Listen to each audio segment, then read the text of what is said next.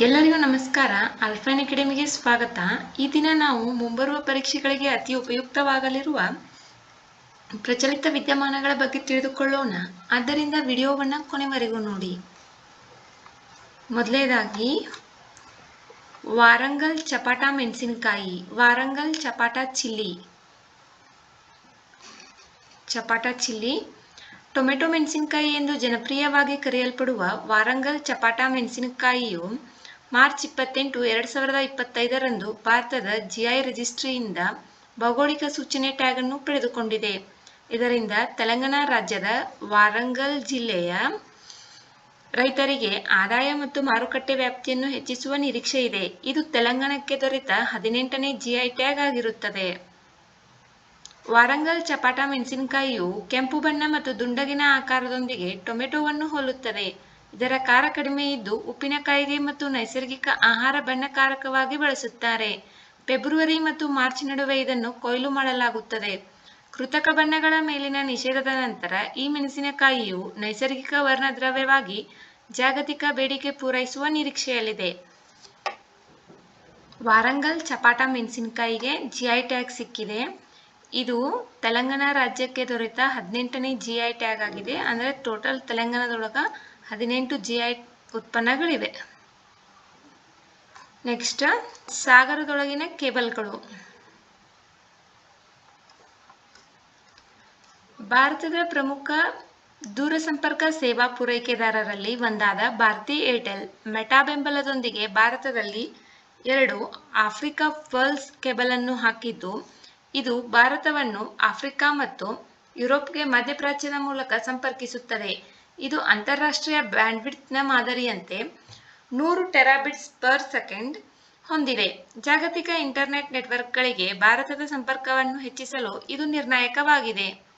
ಸಾಗರದೊಳಗಿನ ಕೇಬಲ್ಗಳು ಜಾಗತಿಕ ಇಂಟರ್ನೆಟ್ ಮೂಲಸೌಕರ್ಯದ ಪ್ರಮುಖ ಅಂಶಗಳಾಗಿವೆ. ಅವು ದೇಶಾದ್ಯಂತ ಇಂಟರ್ನೆಟ್ ಸೇವಾ ಪೂರೈಕೆದಾರರು ಮತ್ತು ದೂರಸಂಪರ್ಕ ನಿರ್ವಾಹಕರನ್ನು ಸಂಪರ್ಕಿಸುತ್ತವೆ. ಸಾಮಾನ್ಯವಾಗಿ ಈ ಕೇಬಲ್ಗಳು ಸಾಗರ ತಳದ ಕಠಿಣ ಪರಿಸ್ಥಿತಿಗಳನ್ನು ತಡೆದುಕೊಳ್ಳುವಂತೆ ವಿನ್ಯಾಸಗೊಳಿಸಲಾಗಿದೆ. ಒಳಗಡೆ ಅವು ಫೈಬರ್ ಆಪ್ಟಿಕ್ಸ್ ಎಳೆಗಳನ್ನು ಒಳಗೊಂಡಿದ್ದು, ಹೆಚ್ಚಿನ ವೇಗದ ಡೇಟಾ ಪ್ರಸರಣವನ್ನು ಸಕ್ರಿಯಗೊಳಿಸುತ್ತವೆ. ಸಾಗರದೊಳಗಿನ ಕೇಬಲ್ಗಳು ಸುಮಾರು 90% ಜಾಗತಿಕ ಡಾಟಾವನ್ನು ಮತ್ತು 80% ವಿಶ್ವ ವ್ಯಾಪಾರವನ್ನು ನಿರ್ವಹಿಸುತ್ತವೆ. ಅವು ಸರಿಸುಮಾರು 10 ಲಕ್ಷ ಕೋಟಿ ರೂಪಾಯಿಯಷ್ಟು ವಹಿವಾಟುಗಳನ್ನು ಹೊಂದಿವೆ. ಭಾರತವು ಕೇಬಲ್ ಲ್ಯಾಂಡಿಂಗ್ಗಾಗಿ 2 ಪ್ರಾಥಮಿಕ ಕೇಂದ್ರಗಳನ್ನು ಹೊಂದಿದೆ: ಮುಂಬೈ ಮತ್ತು ಚೆನ್ನೈ. ಪ್ರಸ್ತುತ 17 ಕೇಬಲ್ ವ್ಯವಸ್ಥೆಗಳು ಭಾರತಕ್ಕೆ ಸಂಪರ್ಕ ಹೊಂದಿವೆ. ಇವುಗಳು ಮುಂಬೈನ ವರ್ಸೋವಾ ಪ್ರದೇಶದಲ್ಲಿ ಕೇಂದ್ರೀಕೃತವಾಗಿವೆ.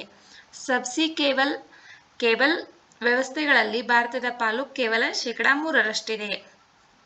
ಸಾಗರದೊಳಗಿನ ಕೇಬಲ್ಗಳು, ಇದರಲ್ಲಿ ನಮ್ಮ ಭಾರತದೊಳಗ 2 ಪ್ರಾಥಮಿಕ ಕೇಂದ್ರಗಳದಾವ. ಒಂದು ಮುಂಬೈ ಮತ್ತು ಇನ್ನೊಂದು ಚೆನ್ನೈ ಒಳಗ. ಇನ್ನ ಸಾಗರದೊಳಗಿನ ಕೇಬಲ್ ವ್ಯವಸ್ಥೆದೊಳಗ ಭಾರತದ ಪಾಲ ಎಷ್ಟೈತಿ ಅಂದ್ರೆ 3% ಐತಿ. ನೆಕ್ಸ್ಟ್, ಯುಪೇಯ ವೈನಾಡೆನಿಸ್. ಕೇರಳದ ಪಶ್ಚಿಮ ಘಟ್ಟಗಳ ವಯನಾಡ್ ಪ್ರದೇಶದಲ್ಲಿ ಯುಪೇಡೆ ಕುಟುಂಬಕ್ಕೆ ಸೇರಿದ ಯುಪೇಯ ವಯನಾಡೆನ್ನಿಸ್ ಎಂಬ ಜಾತಿಯ ಡ್ಯಾಮ್ಸೆಲ್ಫೈ ಪತ್ತೆಯಾಗಿದೆ. ಇದು ಪಶ್ಚಿಮ ಘಟ್ಟಗಳಿಗೆ ಸ್ಥಳೀಯವಾಗಿರುವ ಡ್ಯಾಮ್ಸೆಲ್ಫೈ ಜಾತಿಯಾಗಿದ್ದು, ವಿಶೇಷವಾಗಿ ಕೇರಳದಲ್ಲಿ ಕಂಡುಬರುತ್ತದೆ. ಡ್ಯಾಮ್ಸೆಲ್ಫೈಗಳು ನೀರಿನ ಮಾಲಿನ್ಯಕ್ಕೆ ಸೂಕ್ಷ್ಮವಾಗಿರುವುದರಿಂದ ಇದು ಸಿಹಿನೀರಿನ ಪರಿಸರ ವ್ಯವಸ್ಥೆಯ ಆರೋಗ್ಯದ ಸೂಚಕವಾಗಿ ಕಾರ್ಯನಿರ್ವಹಿಸುತ್ತದೆ.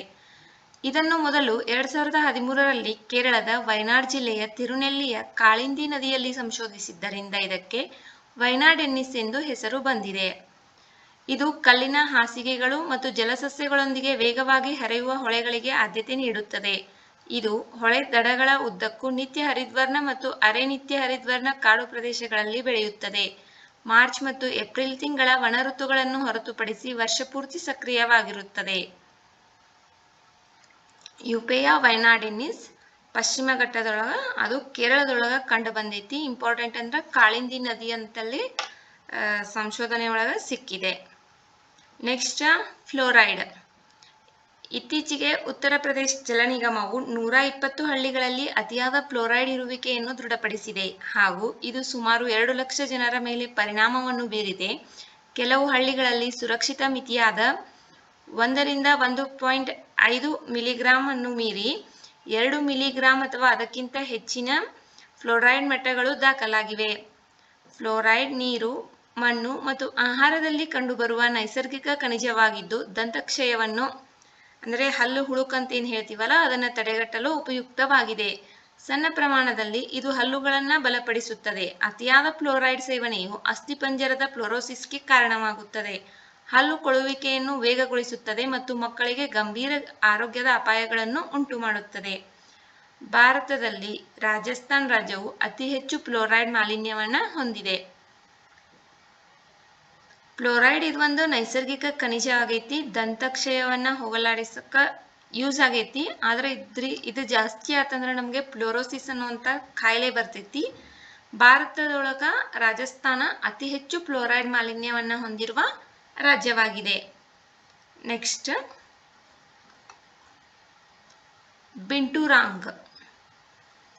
ಮೇಘಾಲಯದಲ್ಲಿರುವ ಬಲ್ಫಕ್ರಮ್ ರಾಷ್ಟ್ರೀಯ ಉದ್ಯಾನವನದ ಬಫರ್ ವಲಯದಲ್ಲಿ ಅಪರೂಪದ ಬಿಂಟೂರಾಂಗ್ ಕಂಡುಬಂದಿದೆ. ಬಿಂಟೂರಾಂಗ್ ಇದು ಸಿವೆಟ್ ಕುಟುಂಬಕ್ಕೆ ಸೇರಿದ ಬೆಕ್ಕಿನಂತಹ ಸರ್ವಭಕ್ಷಕ ಪ್ರಾಣಿಯಾಗಿದೆ. ಇದು ಭಾರತದ ಅತಿದೊಡ್ಡ ಸಿವೆಟ್ ಆಗಿದ್ದು ಇದನ್ನು ಆಡುಮಾತಿನಲ್ಲಿ ಕರಡಿ ಬೆಕ್ಕು ಎಂದು ಕರೆಯಲಾಗುತ್ತದೆ. ಇದರ ವೈಜ್ಞಾನಿಕ ಹೆಸರು ಆರ್ಕಿಟಿಸ್ ಬಿಂಟೂರಾಂಗ್.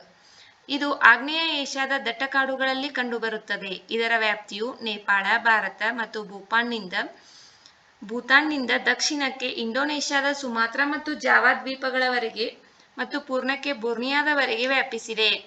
ಇದರ ತೂಕವು ಸುಮಾರು 9ರಿಂದ 14 kg ಇರುತ್ತದೆ. ಇದು ದಪ್ಪ ನೂಲಿನ ಕೂದಲು, ಕುಂಚದ ಕಿವಿಗಳು ಮತ್ತು ಉದ್ದವಾದ ಪೊದೆಯಂತಹ ಬಾಲವನ್ನು ಹೊಂದಿದೆ. ಇದು ಸಾಮಾನ್ಯವಾಗಿ ಕಪ್ಪು ಬಣ್ಣದ್ದಾಗಿದ್ದು ರಾತ್ರಿಯ ಮತ್ತು ಸಂಜೆಯ ಸಮಯದಲ್ಲಿ ಸಕ್ರಿಯವಾಗಿರುತ್ತದೆ. ಇದು ತನ್ನ ಬಾಲದ ಕೆಳಗೆ ಇರುವ ಪರಿಮಳ ಗ್ರಂಥಿಗಳನ್ನು ಹೊಂದಿದೆ. ಈ ಗ್ರಂಥಿಗಳನ್ನು ಮರಗಳು ಮತ್ತು ಎಲೆಗಳನ್ನು ಗುರುತಿಸಲು ಮತ್ತು ಪ್ರದೇಶವನ್ನು ಗುರುತಿಸಲು ಬಳಸಲಾಗುತ್ತದೆ. ಬಿಂಟೂರಾಂಗ್ ಸಂರಕ್ಷಣಾ ಸ್ಥಿತಿ IUCN ಸ್ಥಿತಿ ಏನು ಹೇಳೈತಿ ಅಂದ್ರೆ ದುರ್ಬಲ. IUCN international union for conservation of nature ಏನು ಹೇಳೈತಿ, ಬಿಂಟೂರಾಂಗ್ನ ಸ್ಥಿತಿ ದುರ್ಬಲವಾಗೈತಿ ಅಂತ ಹೇಳೈತಿ. 1972ರ ವನ್ಯಜೀವಿ ಸಂರಕ್ಷಣಾ ಕಾಯ್ದೆ ವೇಳಾಪಟ್ಟಿ 1ರಲ್ಲಿ ಈ ರೀತಿ ಹೇಳೈತಿ. ನೆಕ್ಸ್ಟ್ ಸೈಟ್ಸ್ ಅಂದ್ರೆ convention on international trade in endangered species of wild flora and flora. ಇದರೊಳಗ ಅನುಬಂಧ 3ರೊಳಗ ಈ ಪ್ರಾಣಿಯ ಬಗ್ಗೆ ಹೇಳಲ್ಪಟ್ಟಿದೆ. ನೆಕ್ಸ್ಟ್ ಇದ ಬಿಂಟೂರಾಂಗ್ ನೋಡ್ರಿ, ಕಪ್ಪು ಬಣ್ಣದೈತಿ. ಎಲ್ಲಿ ಕಂಡು ಬಂದೈತಿ? ಮೇಘಾಲಯದ ಬಲ್ಫಕ್ರಮ್ ರಾಷ್ಟ್ರೀಯ ಉದ್ಯಾನವನದೊಳಗ ಕಂಡು ಬಂದೈತಿ. ಇದು ಸಿವೆಟ್ ಕುಟುಂಬಕ್ಕೆ ಸೇರೈತಿ. ಇನ್ನು ನಾವು ಬಲ್ಫಕ್ರಮ್ ರಾಷ್ಟ್ರೀಯ ಉದ್ಯಾನವನದ ಬಗ್ಗೆ ತಿಳಿದುಕೊಳ್ಳೋಣ. ಬಲ್ಫಕ್ರಮ್ ರಾಷ್ಟ್ರೀಯ ಉದ್ಯಾನವನ ಮೇಘಾಲಯ ರಾಜ್ಯದೊಳಗೈತಿ.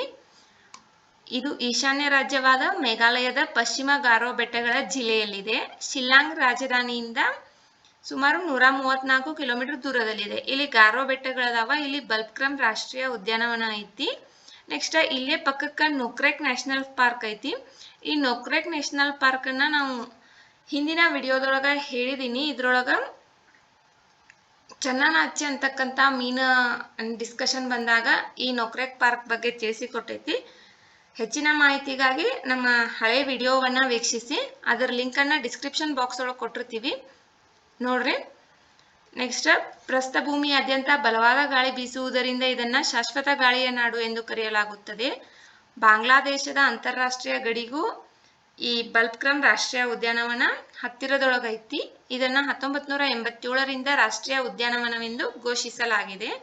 ಬಲ್ಫಕ್ರಮ್ನಲ್ಲಿ ಆಳವಾದ ಕಂದಕವಿದ್ದು ಇದನ್ನು ಹೆಚ್ಚಾಗಿ ಅಮೆರಿಕ ಸಂಯುಕ್ತ ಸಂಸ್ಥಾನದ ಗ್ರ್ಯಾಂಡ್ ಕ್ಯಾನನ್ಗೆ ಹೋಲಿಸಲಾಗಿದೆ. ಭಾರತದಲ್ಲಿ ಕಂಡುಬರುವ ಏಕೈಕ ವಾನರ ಪ್ರಭೇದವಾದ ಹಿಲಕ್ ಗಿಬ್ಬನ್ಸ್ ಅನ್ನು ಇಲ್ಲಿ ಕಾಣಬಹುದು. ಬಲ್ಫಕ್ರಮ್ ರಾಷ್ಟ್ರೀಯ ಉದ್ಯಾನವನ ಎಲ್ಲೈತಿ?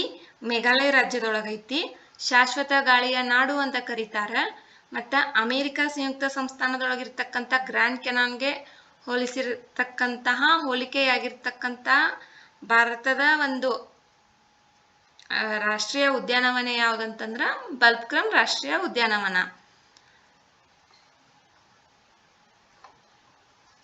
ವಿಡಿಯೋ ನೋಡಿದ್ದಕ್ಕಾಗಿ ಧನ್ಯವಾದಗಳು. ವಿಡಿಯೋದಲ್ಲಿರುವ ಮಾಹಿತಿ ಉಪಯುಕ್ತವೆನಿಸಿದರೆ ವಿಡಿಯೋಗೆ ಒಂದು ಲೈಕ್ ಮಾಡಿ. ಮತ್ತಷ್ಟು ಮಾಹಿತಿಗಾಗಿ ನಮ್ಮ ಚಾನಲ್ನಲ್ಲಿರುವ ವಿಡಿಯೋಗಳನ್ನು ವೀಕ್ಷಿಸಿ.